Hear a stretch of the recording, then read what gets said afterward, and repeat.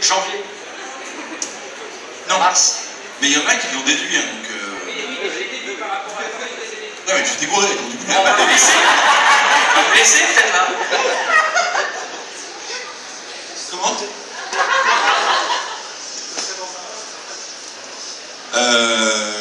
ça serait dans un mois, ça serait classe, je sais pas. Ah, c'est possible.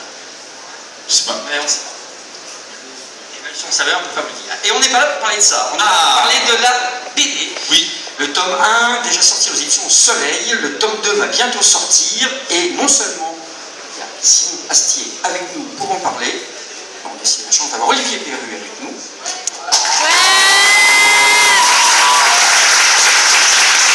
Et Jean-Luc Christin, qui est l'éditeur de la BD, c'est lui qui a eu l'envie de transformer cette série télé en récit.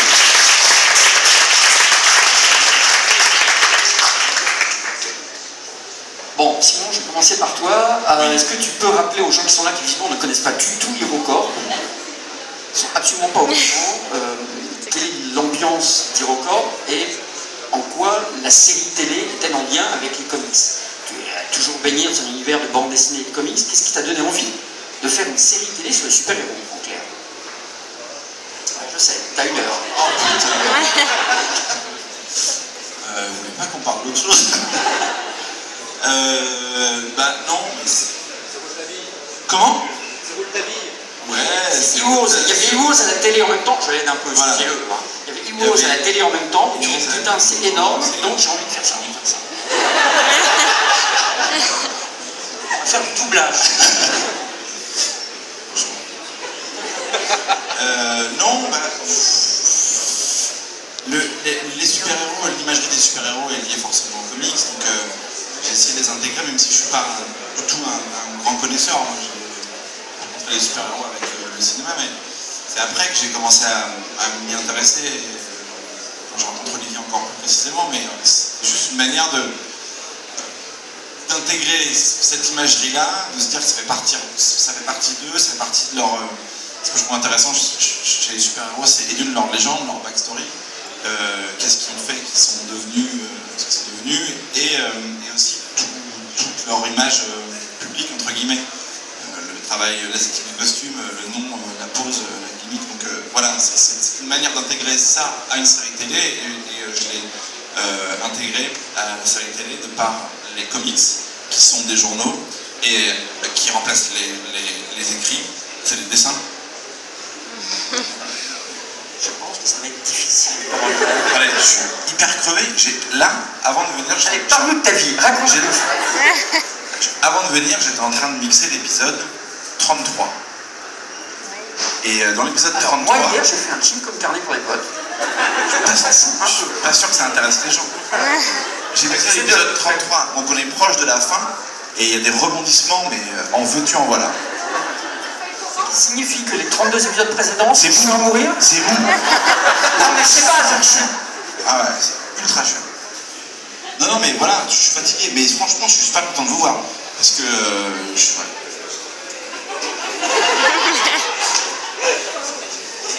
Je sens que ça va être un peu dur. Au secours. Ah, j'avais pas vu ça.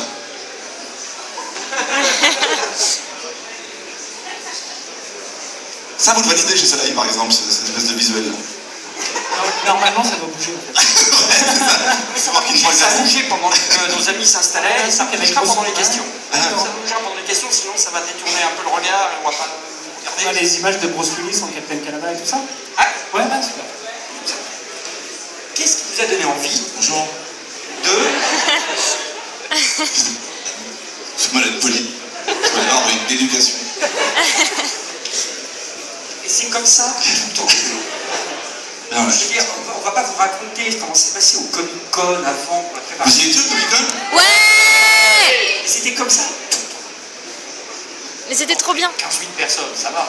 13 000 personnes. 15. Ouais, on va dire 15 maintenant, c'est bien. C'est comme merci. Revenons à nos moutons, excusez-le. Non mais... Qu'est-ce qui vous a donné envie? Je suis aussi crevé que toi, je vous rassure. Putain, c'est vrai. On a vu l'image. Je suis au montage BD par contre. Il est en train de faire le montage du tome 2. J'ai eu la chance de Pas le montage vidéo. j'arrête, vraiment, j'arrête un... Je vais me mettre là. En même temps, vous allez voir, le tome Je fais une 2, sieste.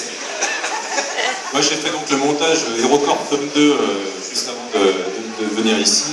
Et bah, c'est simple, j'ai la chance de travailler chez moi, donc je me fatiguais plus, hein, je n'ai pas besoin d'aller quelque part. Et je me suis poilé du début à la fin. Vous allez voir, c'est juste géant. Bon, on a été à la question de... Moi, je reviens au début. Oui. Pourquoi est-ce que vous avez eu envie de transformer cette série télé qui déjà est un hommage aux comics en comics et en BD? Alors, tout simplement parce que je suis tombé fan de la série télévisée en la regardant, tout bonnement, comme vous tous d'ailleurs. Mes gosses étaient fans à un point. J'ai un gamin à l'époque, il avait 12 ans, 13 ans. Il s'est mis carrément à faire John, Bouclierman, etc. Et tous les personnages de la cave, il les a fait en Lego. Vous n'imaginez pas, mais j'ai pris des photos, hein, je pourrais vous les montrer. C'est extraordinaire, vous avez tous les personnages de l'ordre enchaîné, même l'espèce de computer pourri qu'ils s'amusent à faire à un moment. Tout le délire de HeroCorp fait en Lego. Quand vous avez des gamins qui sont accros comme ça, vous vous dites, tiens, pourquoi on ne fait pas la bande dessinée? Et c'est vrai, je me demandais pourquoi ils ne font pas la bande dessinée, mais le générique, c'est une bande dessinée. Et puis, Olivier Perru, je travaille avec lui, on fait Zombie ensemble. J'appelle Olivier, je fais, pourquoi il n'y a pas de BD? Il fait, bah, tu tombes bien, justement, on va faire la BD. Donc on est parti là-dessus, je passe les détails, etc. Mais il m'a arrangé un rendez-vous avec Simon, si je me souviens bien. Mais avant, histoire de montrer que j'étais vraiment motivé. J'étais malade. Oui, c'est souvent. Il est fatigué, quand il rencontre, il est malade, il n'est jamais bien. Il avait la goutte au nez, effectivement. Et je me souviens, j'avais une sorte de trachéite, je crois. Simon, ouais, c'est un truc comme ça. Ah, les souvenirs, aussi. Et tout à l'heure, tu faisais une réflexion sur mon Silicon Carbide d'hier, pourquoi ça n'intéressait personne? Ça me rappelle des souvenirs, excusez-moi. Et ouais. En même temps, Simon, s'il fait un silicone cardiaque, c'est vachement important. Mais non, pour revenir à cette histoire, j'ai voulu montrer que j'étais motivé. En un week-end, j'ai créé une équipe de mecs capables de faire une bande dessinée sur HeroCorp.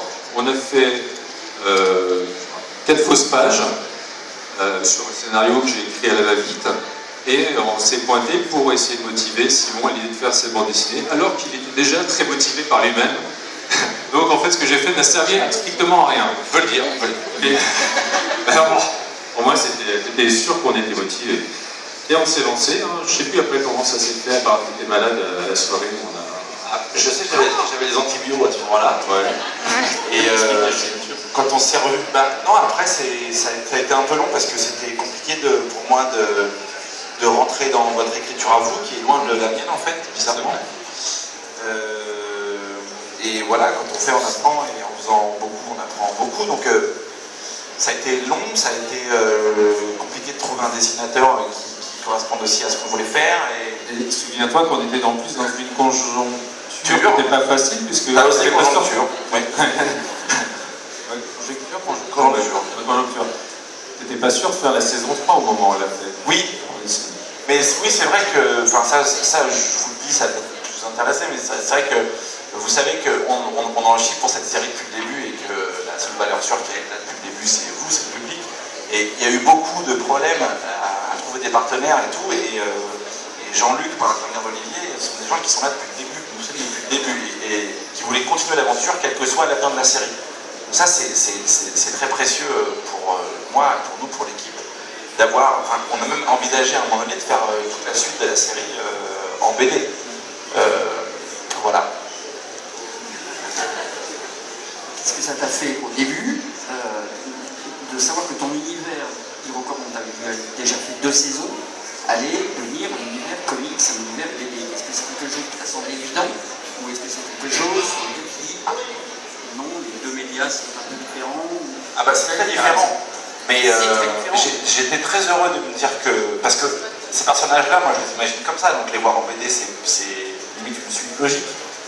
Et j'avais tout de suite en tête ce que je voulais faire pour la BD, c'est-à-dire faire quelque chose qui se passe dans le passé pour expliquer les origines et traiter le thème principal de la série qui est le poids de l'appartenance. Donc forcément, si on m'offre une fenêtre d'expression pour raconter des histoires, je vais explorer le passé avec un grand plaisir. Donc le tome 1 sert à ça, le tome 2 il est beaucoup plus ludique, mine de rien, parce que c'est en face qu'on soit tous raccord avec ce qu'on raconte, et le 2, maintenant, on parle, on va explorer des trucs rigolos. Mais moi, j'ai toujours imaginé le projet comme ça, dès le début, en fait, avec Sébastien Adam qui joue Doug, qui est vraiment un fumier. On a tout de suite voulu faire une web série qui passe entre 2 saisons, et des comics qui sortent et qui racontent le passé. Donc aujourd'hui, on arrive avec un peu de chance, avec même beaucoup de chance, et avec le fait qu'en ce moment, le transmédia et le web nous permettent que les gens soient demandeurs. À l'époque, personne n'en voulait sur le web, parce que le web, les internets, c'était un truc un petit peu bizarre pour les chaînes, ils disaient c'est quoi, pour les ordinateurs, c'est compliqué. Et en fait, maintenant, tout le monde parie dessus, mais c'est vrai que nous, comme on était préparés et chargés de temps, ce qui va démarrer, parce que il me semble que ça devait démarrer là, maintenant. Ça devait démarrer là sur vacances, et en fait, comme il y a eu... je crois que vous avez bugué le truc, pour que les gens... Ne revenons pas sur ce heureux problème. Donc du coup, on est en maintenance, ça n'empêche pas qu'on commence lundi, il me semble, comme ça. Mais là va commencer la vraie fiction, en fait. Vous allez pouvoir naviguer, évoluer dans une fiction avec un outil qui est le téléphone, ou alors l'émulateur pour PC, pour ceux qui n'ont pas de smartphone. Ça marche pas. Et donc, la BD fait partie, moi, de ce projet depuis le début. C'est-à-dire, sur d'autres projets que j'ai en ce moment, je ne pense pas que je vais forcément adapté en BD. Mais sur celui-là, c'est partie intégrante du projet. C'est pas un produit dérivé, c'est pas... ça fait partie de l'univers. Quand on aime HeroCorp, je pense que c'est un bon complément. Voilà, c'est complémentaire, on a besoin de voir la série pour apprécier au moins le tome 1 et peut-être le tome 2 de la BD ou pas? Est-ce qu'on peut entrer dans le tome 1 de la BD? Est-ce que vous pouvez conseiller je crois que le tome 2, HeroCorp à travers la BD? Est-ce qu'on peut le faire ou est-ce qu'il faut absolument voir la série d'abord? Le tome 2, je crois qu'il est bien équilibré en fait. Je crois que le tome 2, n'importe qui peut le lire et trouver ça rigolo si jamais il aime bien sur le truc. Bon, ce que je viens de dire, tellement c'est bête, mais c'est quand même ça. Mais je trouve qu'on arrive à... On est pile juste milieu entre faire plaisir aux gens qui connaissent et pouvoir aussi attirer des nouvelles personnes sur des petites histoires. C'est 4 petites histoires. Voilà, 4 petites histoires. On raconte la légende de 2 personnages. Sport extrême. Sport extrême et Jean-Michel. Et après, il y a 2 autres histoires, dont une dont on va parler parce que je pense qu'elle va vous faire plaisir à vous particulièrement, et puis une autre qui est aussi rigolote, on raconte une autre légende. Dans HeroCorp, il y a plein de familles de personnages, il y a une famille de personnages qui ont tous des fringues noires, et des pouvoirs, des noms de super-héros qui sont des traductions littérales de noms de super-héros américains, qui sont désagréables et de mauvaise humeur. Et ben, on va comprendre pourquoi en fait. Voilà. D'où ça vient, ces mecs-là. Olivier, c'est toi qui as fait les dessins de la série télé. Tu vois? En quoi et de quelle façon es-tu impliqué dans les ouvrages et dans les 2 BD? Alors, moi, comme disait Simon tout à l'heure, je suis arrivé sur le projet dès les origines, où on a dessiné ensemble les costumes, on a calibré un peu la série pour lui donner les couleurs comics. Et quand on a parlé de faire la BD, enfin, Simon le disait depuis le début, je voulais faire une BD. Et quand on a pu en fait se mettre sur le projet BD, moi j'en avais parlé à Jean-Luc, je crois que Calque, la boîte de production, avait rencontré d'autres éditeurs. Et comme Jean-Luc était vraiment fan de la série, on s'est tous dit c'est quand même super simple de travailler avec quelqu'un qui aime déjà ce qu'on fait et qui va nous ouvrir des portes partout, surtout qu'à l'époque, la série télé s'arrêtait à la saison 2, il n'y avait pas encore de saison 3. Et mon travail à moi, en fait, sur la série télé, vous le connaissez, sur la BD, alors je n'avais pas le temps de la dessiner, parce que une BD c'est un travail de longue haleine, c'est très laborieux, c'est au moins 1 an de dessin pur et dur avant d'arriver au bout d'un album. Et quand on a vraiment voulu s'y mettre, Jean-Luc m'a proposé, m'a dit est-ce que tu veux la dessiner? Je lui ai dit non parce que j'ai pas le temps, non aussi parce que les gens connaissent mon travail sur la série télé, ce serait cool, ça ferait plaisir aux gens peut-être de retrouver mon travail sur la BD, mais je trouvais ça plus riche d'aller chercher d'autres univers graphiques qui soient cohérents avec ce qu'on fait à la série télé et qui en même temps enrichissent l'univers. Et Jean-Luc nous a trouvé Marco, qui a fait un super travail. Une question à droite. Oui, Simon Astier, bonjour. Bonjour Simon, tu viens d'où? En fait, c'est exactement ça. Est-ce que tu manges du pain? Avec Olivier, quand on a travaillé dessus, comme on était censé raconter les histoires du passé, c'est lui qui m'a dit et qui m'a soufflé l'idée de justement, en fonction des époques, vu que c'est des moments différents, des années différentes, plein de trucs différents, j'ai trouvé ça hyper intéressant façon de se dire justement, à chaque époque, à chaque moment, on va mettre un univers graphique différent, donc un dessinateur différent. Voilà. C'est tout, c'est tout. Ouais. C'est tout. Non, mais c'est hyper important. C'est hyper important parce que chaque dessinateur amène sa musique graphique, amène une souplesse, amène des caractérisations différentes de personnages. Et un des enjeux, c'est que les personnages de la BD ressemblent aux personnages de la série télé, mais tout le monde les traite à sa façon. Et on a des dessinateurs qui ont un style très léger et qui vont caricaturer les personnages, et ça leur donne une énergie, d'autres qui sont plus sérieux. Non, mais... Les personnages restent quand même charismatiques. Et chaque dessinateur apporte quelque chose de cohérent par rapport au personnage traité. C'est Marco qui est champion du tome 1 en termes de dessin. Quels sont les dessinateurs du tome 2? On a invité des stars de chez Soleil, notamment un des très bons amis d'Olivier, Stéphane Louis, La grande Loulou. La grande Loulou, qui a testé ça dans des années. Parce que que vous sachiez, elle marche bien la BD en fait, grâce à vous. Donc du coup maintenant c'est le pari qu'a fait Jean-Luc, qu'on a tous fait, et comme ça fonctionne bien maintenant, c'est super parce qu'on a ce luxe de pouvoir se dire qu'est-ce qu'on fait dans le tome 2, et puis on peut avoir des gars comme justement Stéphane Louis, Stéphane Fati, et puis Kiko Duarte. Voilà. En fait, c'est tous quand même des auteurs qui ont fait des bonnes ventes chez Soleil, on va dire, et qui maintenant viennent travailler sur eux encore, mais il faut le dire, hein, beaucoup parce qu'ils ont aimé la série avant. C'est pareil, c'est aussi eux des accros, et c'est une façon de réaliser un petit peu de mettre une petite pierre supplémentaire au mythe HeroCorp. C'est l'amour qui les a poussés vers le projet. Il y a beaucoup d'amour sur HeroCorp. Ouais, c'est bon. Et il y a du pain aussi, et du chili.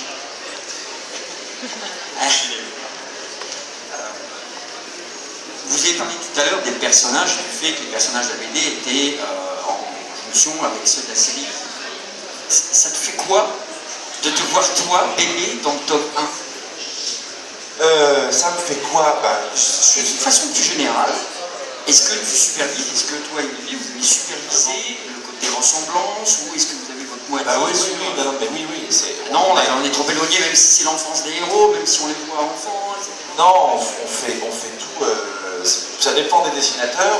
Mais par exemple, quand il a peint Marco sur le premier tome, m'envoyait juste des bords avec le visage des gens, le visage du maire, le visage de Klaus Petit et tout ça. Effectivement, on essaye de définir où est la ressemblance et où elle n'est pas, et de voir bébé dans le tome 1. Je ne sais pas si vous avez un tome 1 sous les yeux, mais le bébé dans le tome 1 pèse, à mon avis, au bas mot de naissance, 18 kilos. C'est bouclier man, non? C'est ça. Il est né avec un bouclier en fait dans lui. C'était le gros dilemme, page 80. 18 kilos et demi. C'était la grosse question de. Je trouvais ça rigolo que les héros de la BD soient les parents de John, parce que ça reste à travers John, on n'est pas loin de John. Mais j'ai souvent le réflexe de ne pas mettre John en héros de la BD. Et même dans la saison 3, vous verrez Iron Man au fond, j'ai flippé, je vous jure. Sur ma vie, je me suis dit c'est lui. Mais pendant une seconde, quoi. Simon, il faut que tu dormes. Il faut que tu te reposes là. Je pourrais s'énerver, je me suis dit en fait ça existe quoi. Ok, d'accord. Alors, oui. Reste calme. Ouais, je vais prendre un petit Doliprane. Petit truc. Et dans le tome 2, là où j'ai ramené John et Klaus, c'est dans une histoire très particulière, vous verrez, où c'est. Voilà. Je pense que maintenant on a un univers assez riche où on peut faire une histoire en BD sur n'importe quel héros et raconter n'importe quelle légende. Je pense que c'est ça l'avantage avec ce projet, c'est que c'est tellement vaste, on parle du passé, du futur, du présent, il y a plein de personnages que en BD c'est une source d'inspiration infinie. On va peut-être faire 250 tomes. Cool. Et en plus, il n'y a pas de problème de budget pour les effets spéciaux. Oui, c'est un peu un défouloir. À la fois, le risque, c'est que tu mettes des trucs qui pètent dans la BD et après, dans ta série, une allumette pour faire croire qu'il y a du feu. Mais quand même, je me suis fait plaisir sur le début, ouais. Sur le début, le début de la BD, on en avait d'ailleurs beaucoup discuté à l'époque, parce que j'étais conscient que c'était pas un début très spectaculaire, mais la première page de la BD, quand on la tourne et qu'on arrive sur la double page, pour moi, c'est la transition parfaite entre la série et la bande dessinée. C'est ce qu'on a connu, c'est le dialogue, c'est le ton de la série, c'est que le ton de la série, d'un coup, on ouvre les vannes et on dit boum, ouais, il y a des hélicos, des flics, des maisons, des mecs qui parlent, des armes, des attaques, des flûtes. Voilà, voilà. J'ai fini, hein. Je vais continuer un peu. Tu laisses lire ta BD, il n'y a pas de souci. On s'endort pas quand même. On parlait depuis le début. Oui, où justement, on en parlait. la BD se déroule, c'est un préquel en quelque sorte, c'est dans le passé, c'est une volonté que vous avez eue dès le début. Visiblement, le tome 2, ça sera à la fois dans le passé et à la fois dans le futur. Je sais pas. C'est ce que tu n'arrêtes pas de dire depuis tout à l'heure quand même. Je sais pas.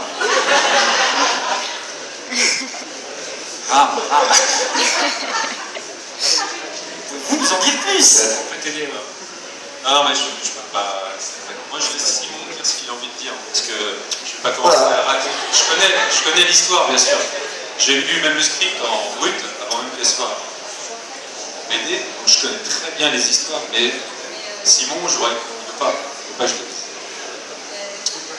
Alors, je vais dire les choses un peu différemment. Pourquoi uniquement dans la BD se contenter de montrer les origines des personnages? Est-ce que c'est vraiment quelque chose que tu ne peux pas faire dans la série, que tu ne peux pas faire en web-série avant la saison 3, ou est-ce que tu penses que justement le comics, la BD, est l'élément idéal pour ça?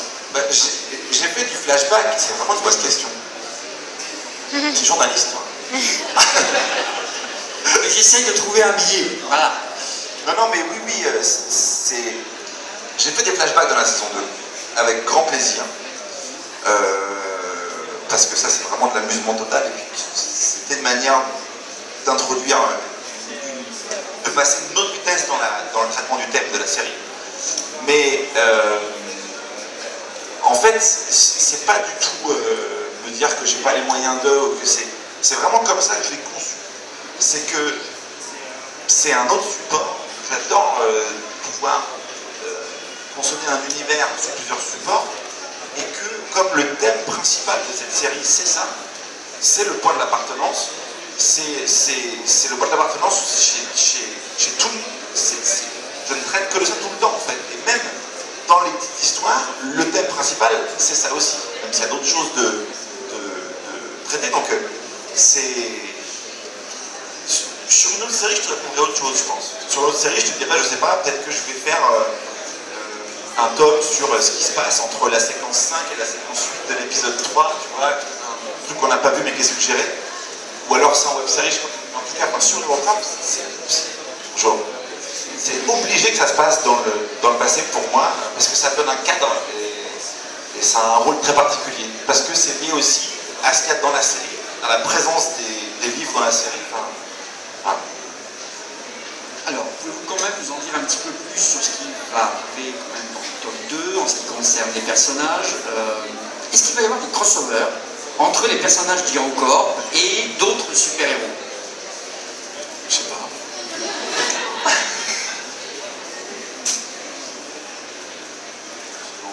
Moi, j'ai lu le résumé de presse, je le sais, moi. Désolé, moi je le sais, moi. Va y avoir... Stan qui veut s'enrôler dans les... J'ai déjà parlé des 5 Fantastiques dans une autre interview. Ben voilà, donc... Ah merde, oui, mais t'as pas dit qui était dedans. Non. Bon. Effectivement, il y a un des personnages d'HeroCorp qui a intégré les 4 Fantastiques. Sauf que pour des problèmes de droit, ils ne pouvaient pas le changer en 5 Fantastiques. Du coup, c'est les 4 Fantastiques plus 1. Il y a le costume avec marqué un plus 1 sur lui. Ça, on peut le dire. Oui. C'est un gros délire ou c'est vraiment un hommage ou quelque chose? On va venir un tout petit peu plus vite, vous avez envie de faire. Non, mais après, si on prend HeroCorp tel que c'est, en gros, HeroCorp, dans la réalité, dans ce monde-là, il y a les super-héros, les super-héros qu'on connaît, les super-héros américains, qui qui sont connus et qui sont aussi dans ce monde-là, qui existent réellement, qui sont dans leur quotidien, c'est les Américains, et eux, c'est les Canadiens, en fait. Ils sont juste au-dessus, ils sont moins connus. Et ils sont un peu à la ramasse, du coup, ils essayent de faire des trucs pour essayer quand même d'avoir un peu d'égalité face à ce qu'on connaît. Donc voilà, mais dans HeroCorp, oui, ces super-héros-là cohabitent avec ceux qu'on connaît. Alors, je vais poser la question différemment, je vois bien. Imaginons que justement on soit au tome 5 et que ce soit un succès phénoménal, que DC Comics vous dise Aspirant to do a crossover with Batman. En France, en anglais meilleur, hein. Plutôt creux. Les fonds. Dehors, voilà. Non mais ça vous amuserait de pousser l'expérience réellement plus loin, de faire avec d'autres personnages? Mais, carrément, hein, mais par contre, c'est Simon qui choisit, hein, je peux défiler un petit peu, c'est bon. Ouais, on pourrait faire des crosses, on pourrait faire des crosses avec Julie Esco en BD par exemple. J'essaie de remonter un peu le niveau de ce débat. On pourrait racheter les droits de Julie Esco, on pourrait faire Julie Esco Begins en BD. La légende de Julie Esco, l'école de police, tout ça. Et boum, cross avec HeroCorp. Et là, le mec, je peux vous dire qu'on vend un public de niche, un public de TF1, et là on est trois du monde. Après on devient drogué, et on se suicide. Camping Paradis, je sais pas, tu fais un Camping Paradis. Camping Paradis se prête moins à la BD que Julie Esco. Imagine Julie Esco Begins, la première. Je dis ça à moi. Non mais le concept de malade en fait. École de police, 1988. Pareil. On est à Nanterre, tu vois. Il pleut. Mais attends, Simon, il y a des gens. Attends. Tu sais qu'il y a des gens quand même là, Julie ils sont Esco excités comme des malades. École de police, 1988. Il pleut. C'est le matin, c'est l'eau. Il y a des pas qui marchent comme ça. Clac, clac, clac, clac, clac. Et tout. Il y a de l'eau qui coule. Une porte s'ouvre sur un amphi. C'est une meuf qui arrive qui dit excusez-moi, je suis en retard. Elle a une sorte de bonnet. Elle fait comme ça. Elle a tous les cheveux roux comme ça. Et titre Julie Esco Begins, tome 1 de la police. De la police. La cuisine. C'est ta mère, je te laisse. C'est toi. De la police. 3 petits points. Ça, c'est sur Facebook. Ouais. Excusez-moi, je crée des histoires.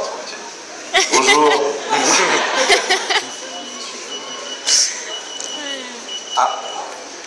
Ah non, c'est bon.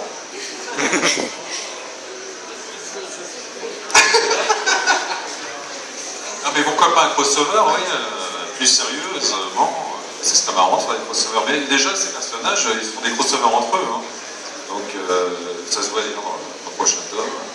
Et ce qui est marrant, c'est qu'il y a vraiment, là dans ce tome 2, il y a beaucoup plus de clin d'œil à la série elle-même, parce qu'il y a même, sans spoiler trop, il y a même un moment, saison passée. Et toi? Oui. Là, je vais pas plus loin. Hein. Mais je suis hyper enchaîné, hein, je pourrais le dire. Et vous ouvrez une porte dans laquelle je vais m'engouffrer. On parle donc de idées différentes de la série et tout. Est-ce que ça ne vous dirait pas d'adapter les saisons 1, 2 et 3 HeroCorp en BD? Vraiment? Carrément.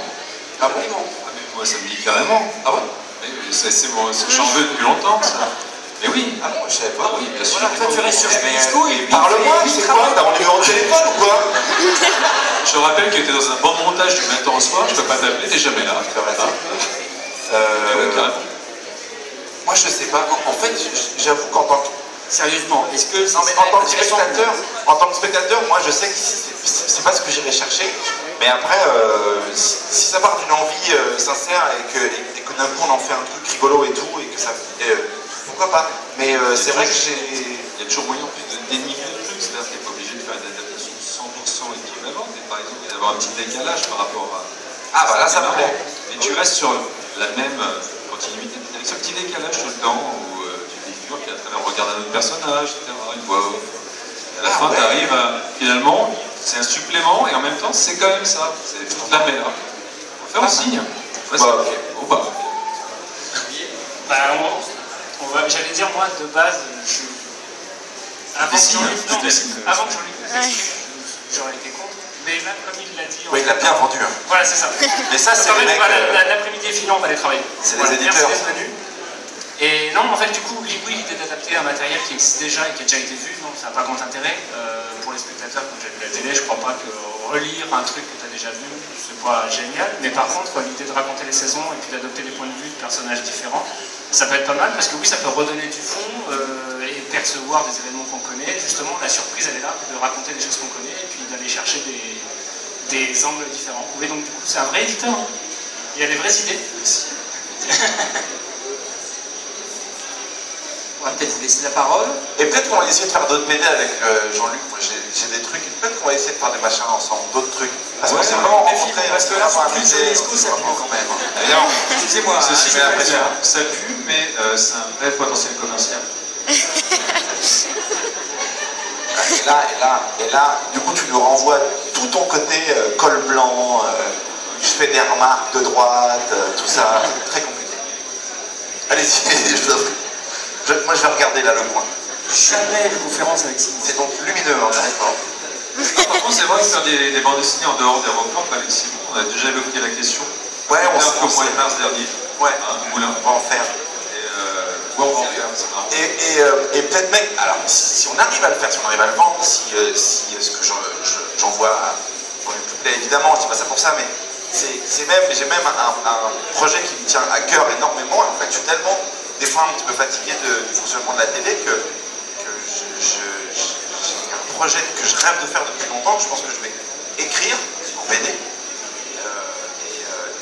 faire peut-être le chemin inverse, essayer de montrer par la BD, voilà, que Partir d'une BD pour arriver. Voilà. Il y en a d'autres qui l'ont fait, ça donne comme vous. eh ben excuse-moi, ok, j'ai rien inventé, ça va, c'est quoi? C'était gentil, c'était pour te dire. Non, je sais, je me suis venu en médecin, Essaie d'être sympa.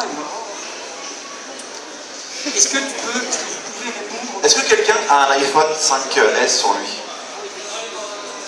Non. Non, c'était juste une question comme ça, parce que je l'avais vu en fait.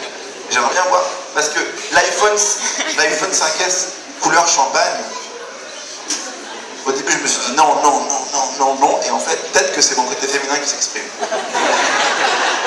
Tu es dans une Fnac, Simon. Oui, Alban Lenoir.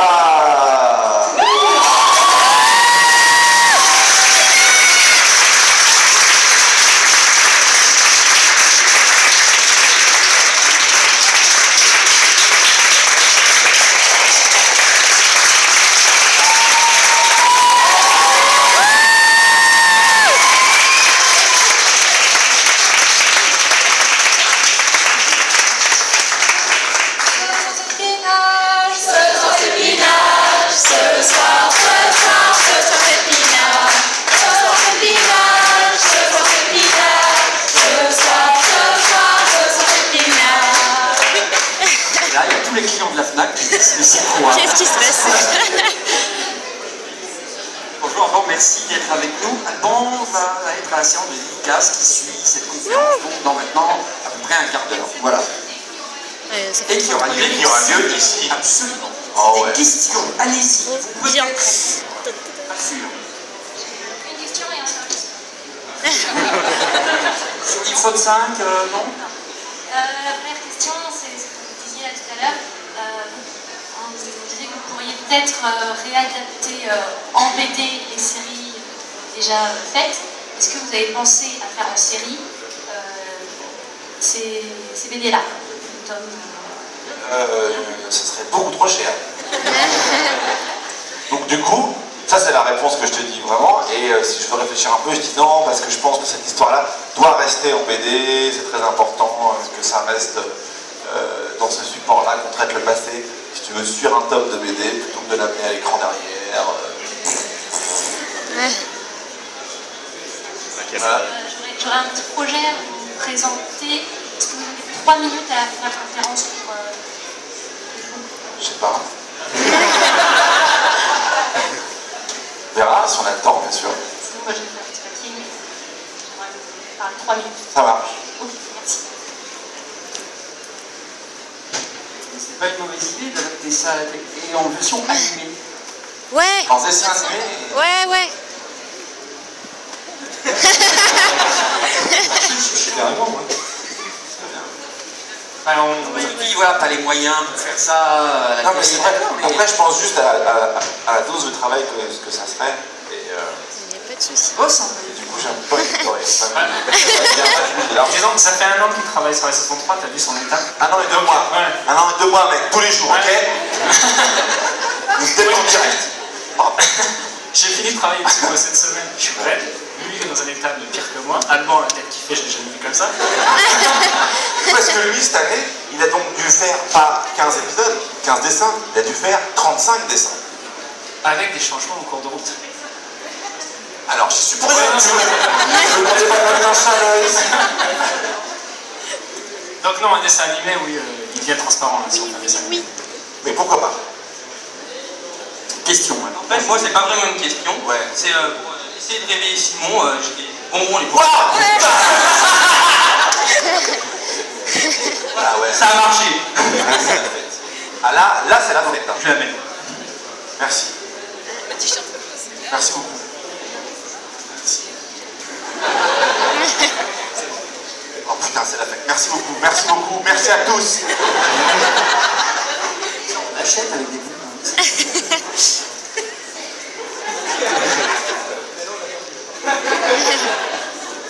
On te dérange pas, c'est pas bien. Là. Ça va, merci beaucoup. Oui, donc salut Saga. Ça va. Ça pique en fait. C'était pour rebondir sur quelque chose que vous avez dit tout à l'heure, sur la difficulté d'écrire pour une BD, justement la différence entre écrire pour une série et pour une BD. J'aurais voulu que vous racontiez un petit peu plus la différence pour moi que c'est un travail supplémentaire que ça vous a demandé. Bah, au niveau de la... au niveau, pardon, de la structure, c'est pareil. C'est les mêmes étapes, les mêmes proportions, pour moi. Enfin, je sais pas comment ils font eux, en fait. Parce que, on a un peu parlé, mais on fait pareil dans la structure, mais on n'a pas les mêmes termes, et les mêmes mots et les mêmes... Moi, je me dis, vous faites la bombe. T'as voulu manger ton bonbon, on laisse. J'écris pareil d'un scénario, sauf que parfois, et c'est là où j'ai appris, après le tome 1, et en écoutant les conseils de mes amis, c'est que parfois, il vaut mieux raconter des choses sur une page. Plutôt que une scène, tu peux la raconter en 15 pages. Tu peux la raconter en 10 pages. Au mieux être parfois serré, parce qu'en fait, il y a un truc que tu ne contrôles pas quand tu écris une BD, c'est le... Quand tu fais une série télé, enfin, quand tu fais quelque chose à l'image, toi tu contrôles le temps. Soit qui décide d'accélérer, soit qui décide de pointer un truc au son, soit qui décide de mettre un noir de une seconde d'image, pour que les gens respirent, après tu repars sur autre chose. Soit qui maîtrise le temps, même si les gens s'arrêtent pendant... Enfin, ils font un épisode le lundi soir et ils terminent le mardi.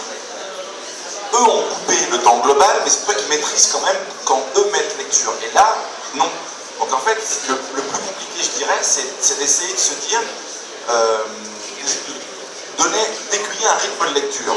Mais je pense que s'il y a des auteurs BD qui m'entendent ici, ils vont dire mais c'est quoi ce connard de la télé mais j'ai essayé en gros d'aller vers leur monde, vers leur univers comme ça, en essayant de reproduire ce que je fais moi quand j'écris des scénarios, en utilisant la manière, le support. En termes de découpage en fait, de l'action et de... Ouais, à la fois de l'action et du tu scénario. pointes des choses, c'est-à-dire que si tu mets qu'une page pour une scène, même si c'est une grosse scène où il se passe beaucoup de choses, ça n'a pas le même impact que si tu en mets 2 ou 3 ou si tu te cases. Enfin, c'est garder les mêmes proportions dans une histoire. En gros, une histoire elle est découpée en 4, en gros, ou en 3, avec une grosse partie qui est découpée en 2, le reste c'est toujours pareil. Et ben là c'est ça, mais c'est des petits réglages et c'est parfois essayer de gérer l'attention des gens. Qu'on imagine être tel qu'on imagine. Qu'on imagine être. Et ça, du coup, c'était vos consignes, c'était plutôt le dessinateur qui vous conseillait justement parce que lui, il est plus habitué à ce découpage. Ça dépend. C'était Ça une dépend. conversion. Ça dépend.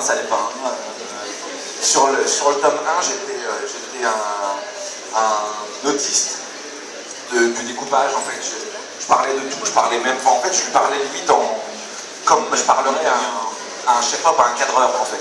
Je lui disais, tu mets ta caméra là, t'es en contre-plongée, il y a ça au fond, t'es à peu près à cette focale-là, et tout ça. Et en fait, sur le tome 2, il y a des moments que j'avais vraiment précisément en tête. Là, j'ai dit, soit comme ça, s'il vous plaît.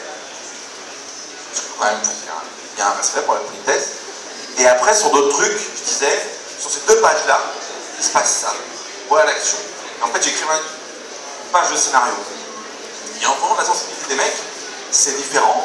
Il y en a qui ont des fois fait des trucs complètement à côté, mais il y en a qui arrivent, eux, avec leur expérience, à te faire un petit découpage où tu vas plus lire un truc, pas forcément moi de la bonne manière.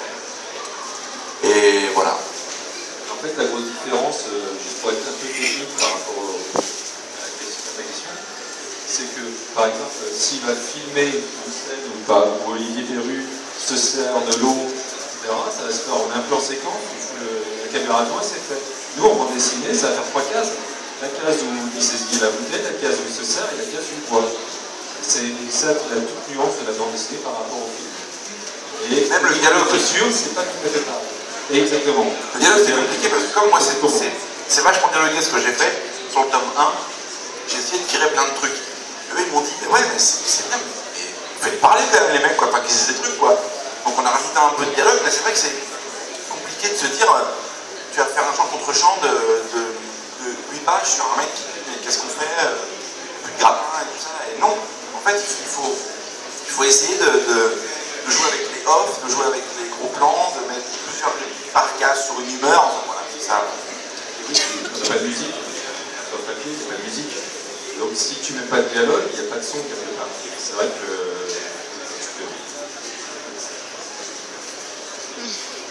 Question suivante. Pendant que le micro arrive,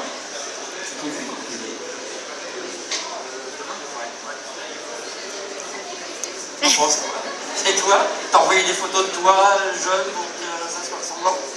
Non, moi j'étais très heureux, quoi. C'était un beau petit clin d'œil. J'étais ravi. T'es en couverture du tome 2. Question par rapport aux comics. Il faut savoir que les 4 premières planches des 16 Stéphane Créti, comment s'est fait le revirement et que ça soit Fena qui fait le premier tome? Est-ce que c'est parce que ça a été un problème de famille? Il a commencé à nous dire, waouh, vous emmerde. Il a pris des directions politiques hyper franches. Il s'est radicalisé tout de suite. On a fait, wow, Stéphane, qu'est-ce qui se passe, mon gars? Après, il a commencé à se droguer, il a pris de la cocaïne, de l'héroïne, plein de trucs. Donc là, on l'a envoyé en cure. Et quand il est revenu, on lui a dit, écoute, mon Steph, c'est bien mon gros, ça va mieux. Maintenant, on se bosse avec nous. En gros, hein, tu vois. Sinon, le planning, ça va jouer avec ça. on peut en rester là-dessus, mais sinon je peux dire la vérité. Non, c'est très simple. En fait, ça a été compliqué à monter une fois qu'on s'est lancé. Stéphane s'est retrouvé avec un planning surchargé. Oui, parce qu'il volait des chats partout. Il avait volé des chats chez les gens. Stéphane, qu'est-ce qui se passe? Reprends-moi. Et il a dû faire un choix. Et manque de bol, il nous a abandonnés sur ce moment-là. Mais il est revenu plus tard. Et c'est vrai qu'il s'en est voulu. Hein. La queue entre les jambes. Il est revenu la queue entre les jambes au tome 2, effectivement. Mais oui. Et on est tombé sur Marco, presque par hasard, je me souviens même plus comment. Et Marco est quelqu'un de très discret. Enfin, je ne sais pas si vous l'avez vu en dédicace. Il est pourtant sicilien, hein. Il trempe dans la mafia, la drogue. Mais il est très discret. Et on a fait ça au Comic-Con, la vache. La couverture. Ça, c'était page du 2, ça. Vous voyez, il y avait la couverture juste avant. On l'a loupé. Là, c'est Captain Sport Extrême. Avec 5 crédits, justement. Des sorties de. On sent la drogue, l'impact de la drogue. Pas hyper précis. Les pages de Louis. Stéphane Louis, ouais. D'ailleurs, je crois que tu as apprécié particulièrement Louis. Hein. Parce qu'il est sain, tout simplement.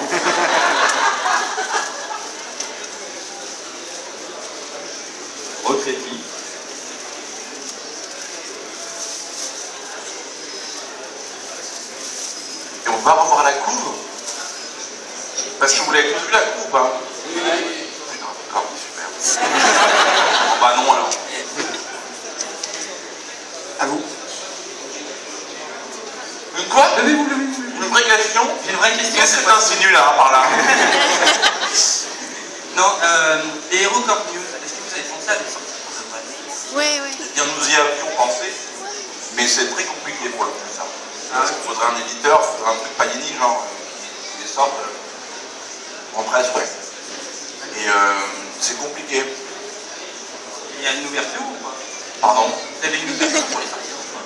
En fait, on n'a jamais exploré cette piste-là au bout, parce que c'est, même pour nous, en fait, c'est un boulot à plein temps. C'est-à-dire que tu deviens éditeur, il faut que tu fournisses des histoires tous les mois, enfin, tu fais plus que ça après. Donc en fait, là-dessus, c'est comme si c'était un recueil de plein d'histoires. Mais le format de 96 pages sera à chaque fois rempli de manière différente. Là, vous allez voir, on passe d'une grosse histoire avec des trucs encre, c'est pas mal, je trouve. Et on utilisera le format qu'on a pour des fois faire pas une grande, deux petites, 16 minuscules. Voilà. Ta question sérieuse. Vraie question. Quelqu'un? Bonjour.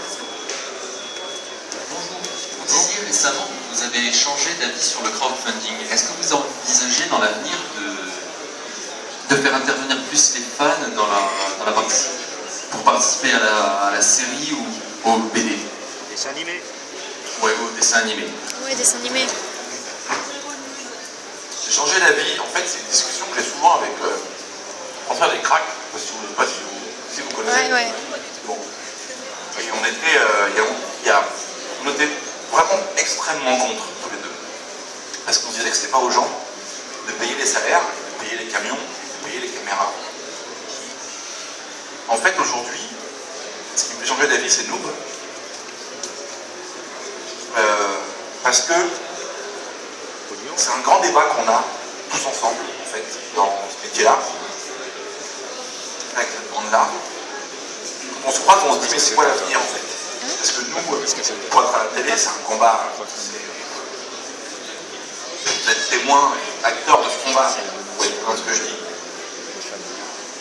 Et en fait, on se demande souvent de quoi l'avenir est fait. Parce que, est-ce qu'on pourra produire des fictions de manière professionnelle sur le net, en payant les salaires, en faisant les conventions collectives, techniciens? Est-ce qu'on pourra faire ça, ou est-ce qu'il faut que ce soit forcément de la démerde?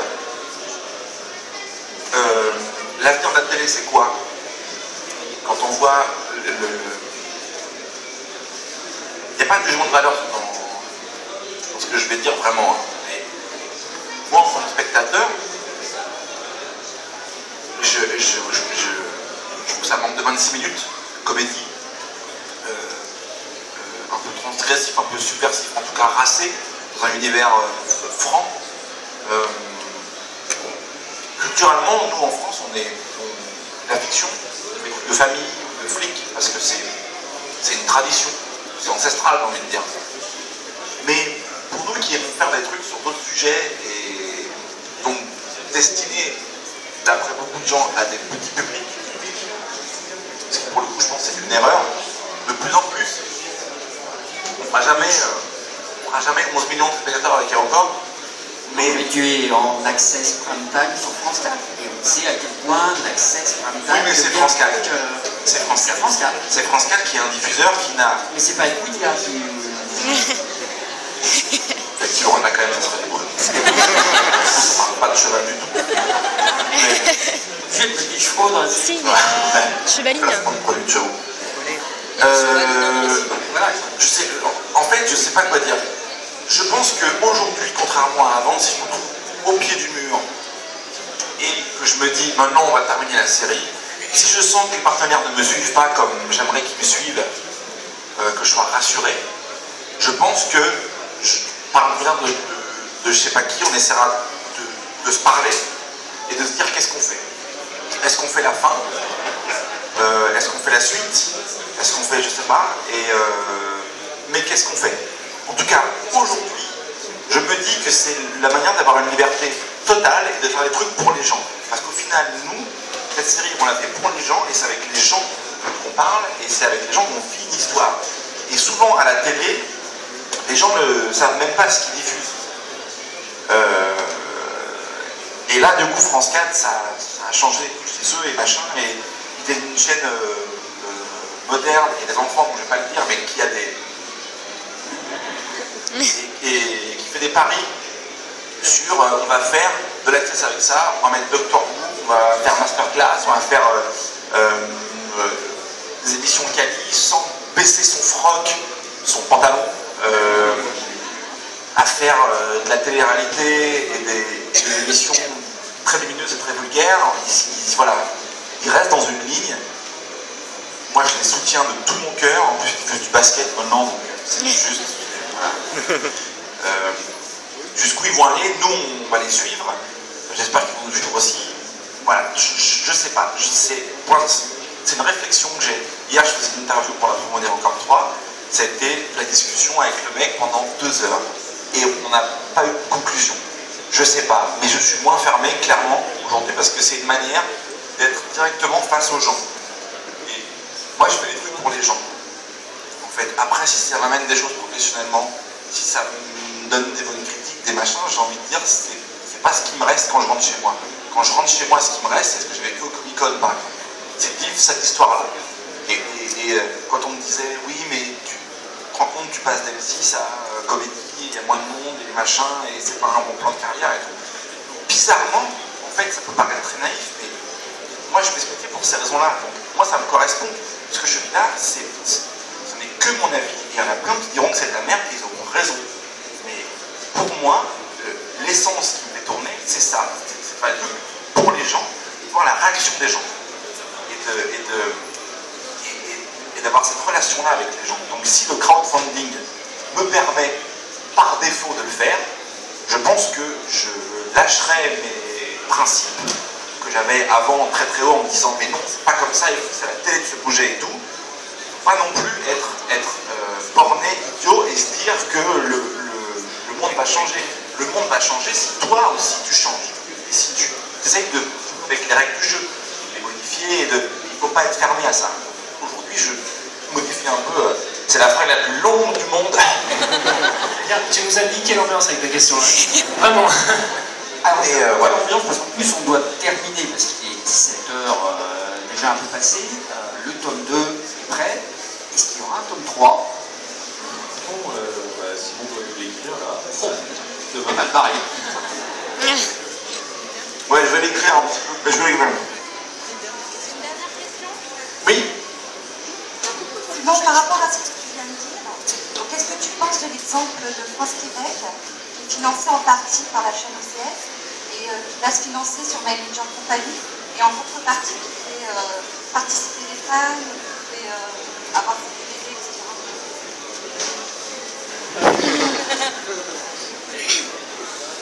Tu serais un mec, j'aurais envoyé Alban et t'aurais cassé la gueule.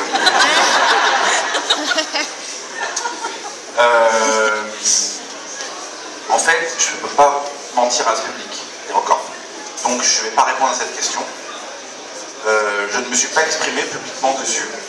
Je n'ai pas relayé sur Twitter l'opération de Crowd. Je connais la réalité de ces gens. Je connais la réalité de la télé. C'est très dur de les produire. Je n'ai pas envie de m'exprimer dessus parce que ça serait débile de le faire. C'est ça? Voilà, je suis désolé, hein, mais je peux pas jouer le faux cul avec vous en fait. Je peux pas te dire. Je peux pas. Voilà, je ne me suis pas exprimé dessus, j'ai pas relayé l'info parce que ça correspond à ce que je pense. Voilà.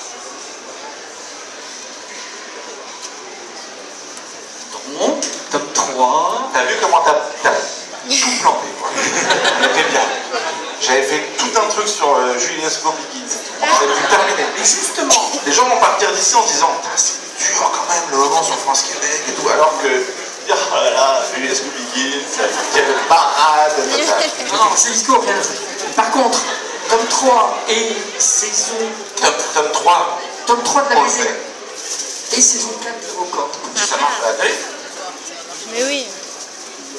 Si ça marche à la télé. Vraiment. À la télé ou ailleurs? Je crois qu'aujourd'hui... Ah, un film, un truc, non? Non mais, c'est un petit peu pris en compte. Le rattrapage, le replay et tout maintenant, il faut le savoir. Maintenant en replay, en fait, je vous en supplie. Maintenant, vous l'avez en fait. Vous l'avez sur toutes les plateformes. Et encore. Avant, je pouvais comprendre, mais en plus, on a de la chance d'avoir un public qui comprend ça et qui allait acheter le DVD. Mais on est né par le piratage. Aujourd'hui, je vous demande juste de migrer vers le légal. Le gratuit légal. Et après, ceux qui veulent le DVD, achetez le DVD. Et encore 6 heures de bonus. Des trucs de ouf, il y a un Blu-ray qui sort. Voilà. Donc, qu'est-ce qui se passe? Comment? Ah bon. Et la question c'est quoi? Oui. Migrez vers le légal. Faites des vues en fait, parce que ça va être comptabilisé. Et puis voilà, si les partenaires ne me suivent pas comme j'aime qu'ils me suivent, effectivement, pourquoi pas? J'irai vers là. Voilà. Donc un avenir gratuit qui s'ouvre pour Record, autant au niveau de la BD, au niveau de la télé, d'ailleurs, avec Julie Esco raconte et tout. Merci à vous. Julie Esco versus Record Universe versus Plus belle la vie live versus Chucky. Joséphine Versus Chucky. Le meilleur projet du monde. Ça se passe dans un Marseille futuriste. Alors, on vous remercie, on va le laisser. Bon, merci à vous d'avoir été là, merci à vous tous, et je passe en 2004.